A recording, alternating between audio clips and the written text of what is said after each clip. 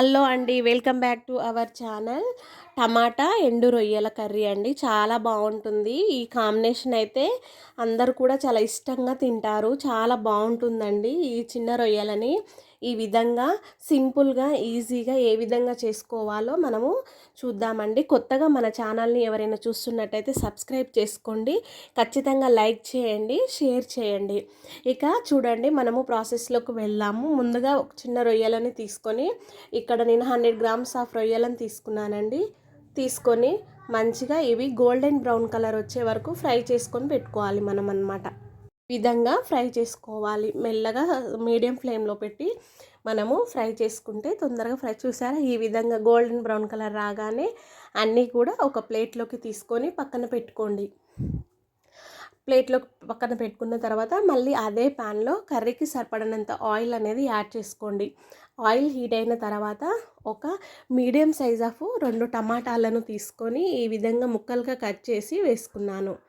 టమాటాలు కూడా మంచిగా ఫ్రై అయిపోయే వరకు మంచిగా కలిసేలాగా ఈ విధంగా కలుపుకోవాలి.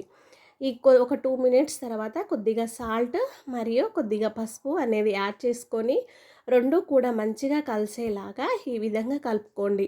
సాల్ట్ వేయడం ద్వారా మంచిగా తొందరగా ఉడికిపోతాయి కాబట్టి. చూసారా, ఈ విధంగా మంచిగా ఉడికిన తర్వాత ఒక మీడియం సైజు 3 టమాటాలని ఈ విధంగా కట్ చేసి వేసుకున్నాను. మీ ఇష్టం అండి, మీరు తినేదాన్ని బట్టి వేసుకోవచ్చు. ఇవంతా పుల్లగా లేవు కాబట్టి ఒక 3 టమాటాస్ని నేను ఈ విధంగా కట్ చేసి మంచిగా ఇందులో వేసుకున్నాను.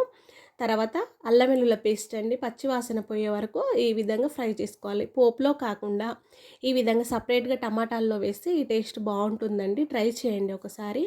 ఒక 2 మినిట్స్ మూత పెట్టుకున్న తర్వాత ఈ విధంగా ఆయిల్ సపరేట్ అవుతూ ఉన్నప్పుడు మంచిగా కలిసేలాగా కలుపుకోండి. అడుగంటకుండా మధ్య మధ్యలో మీడియం ఫ్లేమ్లో పెట్టుకోండి. ఈ విధంగా వచ్చిన తర్వాత మనము 2 టేబుల్ స్పూన్ల కారం అనేది యాడ్ చేసుకోవాలి. కొద్దిగా కారం ఉంటే బాగుంటుందండి. ఈ విధంగా మంచిగా కారం అంతా కూడా మంచిగా కలిసేలాగా కలుపుకొని గ్రేవీకి సరిపడినంత వాటర్ అనేది వేసుకోవాలి. ఈ విధంగా వాటర్ వేసుకొని మంచిగా కలిసేలాగా కలుపుకోండి.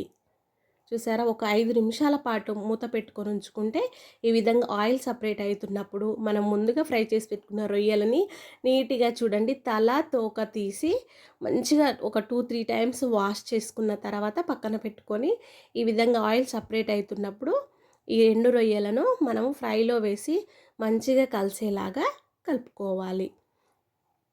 ఈ విధంగా కలిపిన తర్వాత మళ్ళీ ఒక 2-3 నిమిషాల పాటు మూత పెట్టుకున్న తర్వాత చివర్లో కొద్దిగా గరం మసాలా అనేది యాడ్ చేసుకొని మంచిగా కలిసేలాగా కలుపుకోండి.